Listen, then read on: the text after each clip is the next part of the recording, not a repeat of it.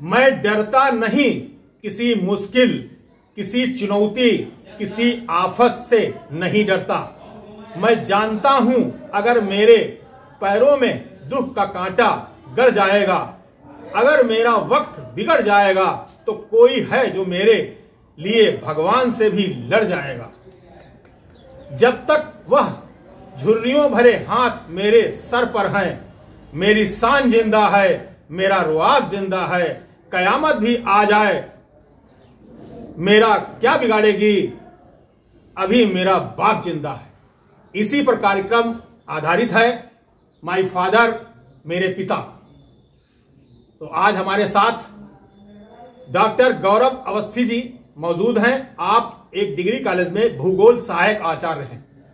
तो आपका इस कार्यक्रम में मैं स्वागत करता हूं, अभिनंदन करता हूं, और मैं चाहता हूं कि माय फादर, मेरे पिता पर आप प्रस्तुत करें जी। बहुत बहुत धन्यवाद आदरणीय बड़े भाई श्री अग्निहोत्री जी। सबसे पहले मैं आपको बहुत धन्यवाद देना चाहूंगा कि आपके इस तरह के कार्यक्रमों से जो समाज को मार्गदर्शन मिलता है, ईश्वर सदैव ऐसी प्रेरणा हर व्यक्ति को दे जी। आपके पिछले भी कई कार्यक्रम रहे जिनमें मैंने देखा, और कई ऐसे लोग हैं जिन्होंने उसका लाभ भी उठाया जी। और आज की जो कड़ी है, बहुत अच्छा आज का विषय आपने लिया है, मेरे पिता जी। सबसे पहले मैं पूजनीय पिताजी को प्रणाम करता हूं, बिल्कुल, और इस ब्रह्मांड में समस्त पितृ सत्तात्मक जितनी भी शक्तियां हैं, सबको मैं नमन करता हूं जी। और दो लाइनों के साथ मैं अपना व्याख्यान शुरू करना चाहूंगा जी।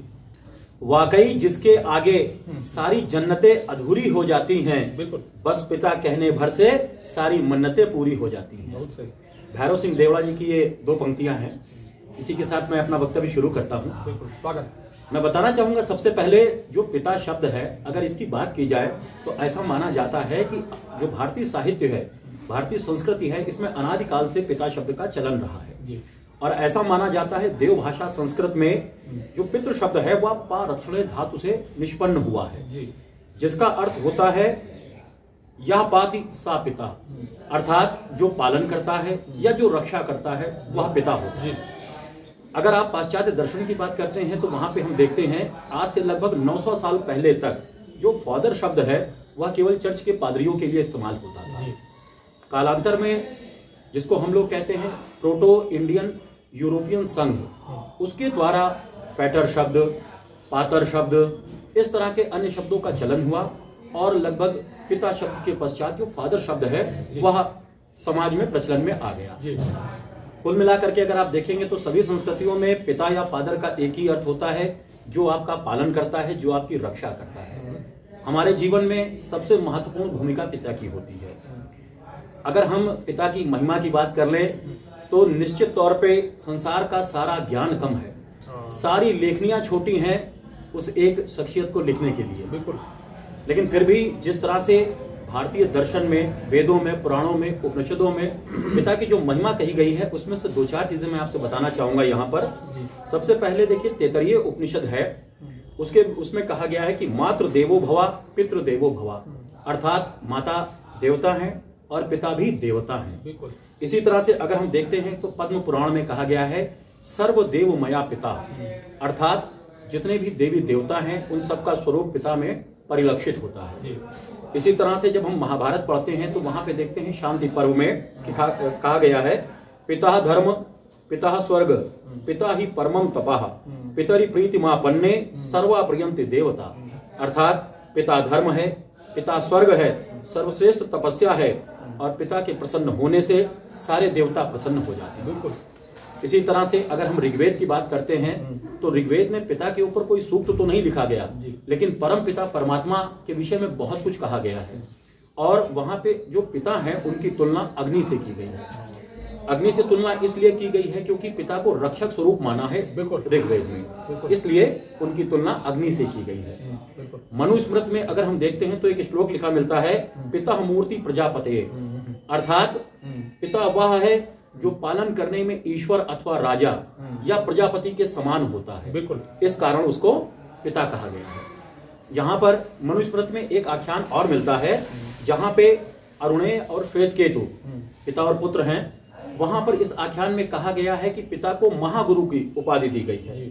इसे अति गुरु भी कहा गया है। बिल्कुल। उसका कारण है माता को तो केवल गुरु कहा गया है, लेकिन मनुस्मृति में पिता को अति गुरु कहा गया है, क्योंकि पिता आपको वह चीजें भी देता है जो घर से बाहर की, जो सांसारिक चीजें हैं समाज में आपको लड़ने के लिए, जो ज्ञान चाहिए, जो अनुभव चाहिए, और पिता के अनुभव का अगर हम लाभ ले लेते हैं तो हमारे जीवन बहुत सफल तरीके से आगे बढ़ता है, हम बड़ी ऊंचाइयों पर चढ़ेंगे। जी। और अगर मान लीजिए उन अनुभवों को हम ना लेकर के स्वयं अनुभव करेंगे तो पूरी जिंदगी छोटी समय लगेगा, समाज को समझने में समय लग जाएगा। पाश्चात्य संस्कृति में एक बहुत अच्छी चीज है कि उन्होंने कम से कम कुछ एक दिवस बनाए हैं जिसको हम लोग जैसे फादर्स डे कहते हैं, मदर्स डे। फादर्स डे की बात कर लीजिए तो जून माह का जो तीसरा रविवार होता है उसमें पितृ दिवस मनाया जाता है या पिता दिवस मनाया जाता है। इसमें जो पिता होते हैं उनके प्रति सम्मान प्रदर्शित किया जाता है। बिल्कुल। तो इस तरह से अगर हम देखेंगे, और अगर याज्ञवल्क्य स्मृति की बात करिए तो उसमें कहा गया है अनुशासन का दूसरा नाम पिता है। मानव जीवन अनुशासन का ही स्वरूप है। अगर अनुशासन ना हो तो मानव आज भी जंगलों में ही रह रहा होता, वो अपने आदिम स्वरूप में होता। और हमारे पास तमाम ऐसे आख्यान मौजूद हैं जिनमें देखिए सबसे पहले अगर हम पिता की बात करें तो एक पिता का हृदय किस तरीके का होता है कि जब राम जी वनवास के लिए जाते हैं तो उनके वियोग में राजा दशरथ अपने प्राण त्याग देते हैं। देखिए पिता का कितना स्नेह है यहाँ, बताइए। इसी जगह आप दूसरा आख्यान भी देखिए, श्रवण कुमार के पिताजी श्री शांतनु जी और माता ज्ञानवंती जी, वो भी अपने पुत्र के वियोग में प्राण को त्याग देते हैं। बिल्कुल। तो ये सिद्ध करता है इस बात को कि पिता में प्राण नहीं बसते हैं, पिता के प्राण जो है उनकी संतान में बसते हैं। सही, बिल्कुल सही। महाभारत के वन पर्व में जब हम देखते हैं तो युधिष्ठिर और यक्ष का एक आख्यान मिलता है। उसमें युधिष्ठिर से दूसरा प्रश्न यक्ष पूछते हैं कि बताइए आकाश से भी अनंत कौन है। तो युधिष्ठिर जवाब देते हैं, कहते हैं पिता चोत्तरमता खातो, अर्थात पिता जो है वह आकाश से भी अनंत है। वह इसलिए कहा गया है जिस तरह से अनंत आकाश के नीचे हम उसकी छत्र छाया में अपना जीवन यापन करते हैं, इसी तरह से पिता की छत्र छाया में हम अपने जीवन यापन करते हैं। अगर पिता के व्यक्तित्व की हम बात कर लें तो जैसे मैंने अभी बताया कि याज्ञवल्क्य स्मृति में कहा गया है कि पिता अनुशासन का दूसरा नाम है। इसी के साथ अगर आप देखेंगे तो पिता के व्यक्तित्व की सबसे खास बात यह होती है कि एक पिता अपनी संतान के लिए एक आदर्श होता है। पिता के द्वारा जो भी काम किए जाते हैं वो संतान चाहे अनचाहे उनको स्वयं सीखने लगता है। दुनिया में सभी पिता हैं, सबका अपना महत्व है, लेकिन हर बच्चे के लिए उसका पिता सर्वश्रेष्ठ होता है। बिल्कुल सर्वश्रेष्ठ होता है, सही। वो उसका सबसे बड़ा हीरो होता है। बिल्कुल। कहते हैं एक संतान बदल सकती है मगर एक पिता कभी नहीं बदलता। उसका आचरण अपने संतानों के प्रति सदैव वैसा ही रहता है, बना रहता है। बिल्कुल। यहाँ पर एक मैं पिता की जो महत्ता जीवन में है उसमें एक बहुत छोटी सी कहानी है। बिल्कुल बिल्कुल सुना है। एक बालक था, छोटा था और वो सब्जी बेच रहा था जी। तो किसी ने उससे पूछा क्या पालक है, तो उसका जवाब था, बड़ा मार्मिक जवाब है कि अगर पालक होता तो मैं सब्जी नहीं बेच रहा होता। पालक अर्थात पिता के लिए कहा गया है, पालक, यहाँ पालनहार। जी। और मैं बताना चाहूंगा मेरे जीवन में सौभाग्य है, यद्यपि मेरे पिताजी का स्वर्गवास 8 मई 1997 में मध्य रात्रि में उन्होंने इस भौतिक शरीर को त्याग दिया था जी। तो उसके बाद मेरे जीवन में तमाम ऐसी घटनाएं घटी जहां पे मुझे उनकी कमी बराबर खलती रही और आज भी मुझे लगता है कि वो क्षतिपूर्ति कहीं हो ही नहीं सकती। नहीं, सही। जीवन में कुछ एक ऐसे व्यक्ति मिले जिन्होंने वाकई अपना स्नेहिल हाथ पिता तुल्य वो हाथ मेरे सिर पे रखा। उसके लिए मैं उनका नाम जरूर लेना चाहूंगा। बिल्कुल नाम ले। सबसे पहले आपने एक कवि है श्री संजीव मिश्र व्योम जी, वो मेरे जीजा जी हैं। अच्छा। वो जब भी मुझे मिलते हैं मुझे गले लगाते हैं और मेरी पेशानी को चूम लेते हैं और कहते हैं कि तुम्हारी हर परेशानी मुझे मिल जाए। तो जब वो मुझे गले लगाते हैं और जब मुझे चूमते हैं तो मुझे ऐसा महसूस होता है कि वाकई पिताजी अभी भी मेरे साथ हैं। बिल्कुल। इसी तरह से महाविद्यालय में हमारे यहाँ डॉक्टर अरुण सिंह जी हैं, तो वो भी जब भी उनको मेरे ऊपर बड़ा स्नेह उनको जब आता है तो मुझे गले लगा लेते हैं और बेटा शब्द का उच्चारण करते हैं और मेरा सौभाग्य है कि मैं उनका शिष्य भी हूँ, उन्होंने मुझे पढ़ाया भी है। और इसी तरह से महाविद्यालय में पूर्व प्राचार्य जी डॉक्टर आमोद कुमार सिंह जी, उनका भी मैं चरित्र क्या कहूँ, बिल्कुल पिता तुल्य। और वर्तमान में जो प्राचार्य जी हैं प्रोफेसर पंकज सिंह जी भी, तो उनको भी मैं देखता हूं तो वो बिल्कुल पिता की प्रतिमूर्ति ही है। जिस तरह से उनका बात करने का तरीका है और जिस तरह से हम लोग का ध्यान रखते हैं, तो मैं ईश्वर को धन्यवाद देता हूं कि पिता ना सही कम उम्र में चले गए पिताजी मेरे, लेकिन आज भी कई ऐसे व्यक्तित्व हैं जो अपना स्नेह बनाए रखते हैं, पिता तुल्य हैं। इसके लिए मैं ईश्वर को धन्यवाद देता हूँ। सही, बिल्कुल सही। अब यहाँ पे मैं 2-4 घटनाएं ऐसी हैं जिनके विषय में मैं बताना चाहूंगा। बिल्कुल बताएं। हमारे पिताजी, हम 3 भाई थे और हम 3 भाइयों को उन्होंने जीवन में स्वावलंबन का बहुत अच्छा पाठ पढ़ाया। वो हम लोगों को प्रकृति प्रेम सिखाते थे और हम सभी बच्चों को क्या करते थे, एक टास्क दिया करते थे कि आप लोग अपनी अपनी क्यारियां बनाइए। कभी उनमें धनिया लगाते थे, कभी टमाटर लगाते थे, अपने आप मेहनत करिए। पिताजी भूगोल के प्रवक्ता भी थे और प्राचार्य पद पर भी रहे। घर में नौकरों की भी सहूलियत थी, लेकिन फिर भी उन्होंने हमारे यहाँ जानवर भी पले थे, उनकी सेवा करने का दायित्व हम लोगों को ही दे रखा था। उनको चारा देना, उनके लिए सानी बनाना, उनके पास साफ सफाई रखना, इस तरह से, और कुत्ते वगैरह भी पाल रखे हुए थे, तो उनको अपने हाथ से खाना देना, इस तरह की बहुत सारी चीजें थी जिन्होंने हमको प्रकृति से सीधे तौर पर जोड़ा। और साथ में वो भोजन खाते थे और कभी, शायद मुझे नहीं याद है कोई ऐसा दिन हो कि पिताजी अगर देर से भी आए हो और हम सो गए हो तब भी उन्होंने आवाज ना दी हो कि उठो बच्चों खाना खा लो। बेशक एक कौर खाते थे, लेकिन पेट तभी भरता था। बिल्कुल सही। उस समय सबसे बड़ा आनंद जीवन का ये था कि जब एक चीज हमने देखा है, जो संयुक्त परिवार होता है जी, और माँ बाप जी के साथ जब हम होते हैं तो वो जो भोजन मिलता है उसका तो स्वाद अलग है, और हम चाहे 56 प्रकार के भोजन बना लें उसका स्वाद अलग है। तो जो माँ बाप का है उसका इसमें स्नेह भी रहता है। जी, मैंने देखा पिता के हाथ का भोजन या माँ के हाथ का भोजन अमृत तुल्य हो जाता है। वह स्नेह बिल्कुल अमृत के समान उसमें मिल जाता है। और एक अच्छी चीज पिताजी के अंदर ये थी कि लगभग हर रात वो हम लोगों को एक कहानी सुनाते थे।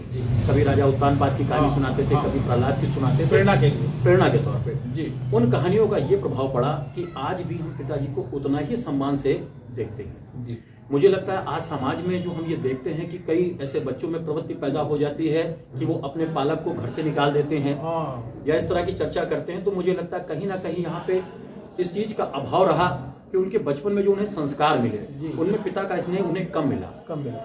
और मुझे नहीं लगता कि कोई भी पिता अगर अपने संतान की अक्षय से सेवा करता है तो कहीं पर उसकी संतान उससे अलग जा सकती है। सही।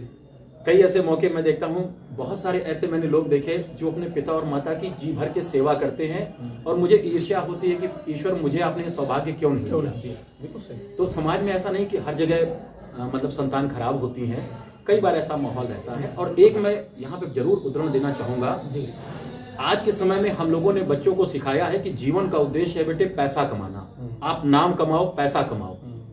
यहीं पे हम गलती कर जाते हैं। हमारे जीवन का उद्देश्य ये होना चाहिए कि बच्चे से कहें कि बेटे आपके जीवन का उद्देश्य है परिवार का कल्याण करना। बिल्कुल। अब वह माध्यम कोई भी हो सकता है। आप अच्छी नौकरी करिए, सही, अच्छा पैसा कमाइए, लेकिन परिवार को लेके चलिए। हम जब बच्चे से कहते हैं बेटा तुम्हें नाम कमाना है, तो वो सोचता है कि सिर्फ मैं ही हूँ। सही। और वो फिर अपने माँ बाप की, परिवार की अवहेलना करने लगे। बिल्कुल। इसके साथ मैं एक चीज और कहना चाहूंगा कि एक विश्वास बहुत बड़ी चीज है। सही।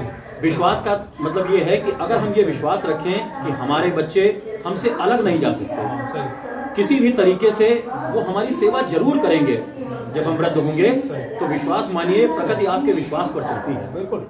तो अगर हमारे मन में ये विश्वास रहेगा कि हमारी संतान हमसे अलग नहीं जा सकती, तो वो निश्चित तौर पे जब आप बूढ़े होंगे तब भी वो आपके साथ में रहेंगे। बिल्कुल।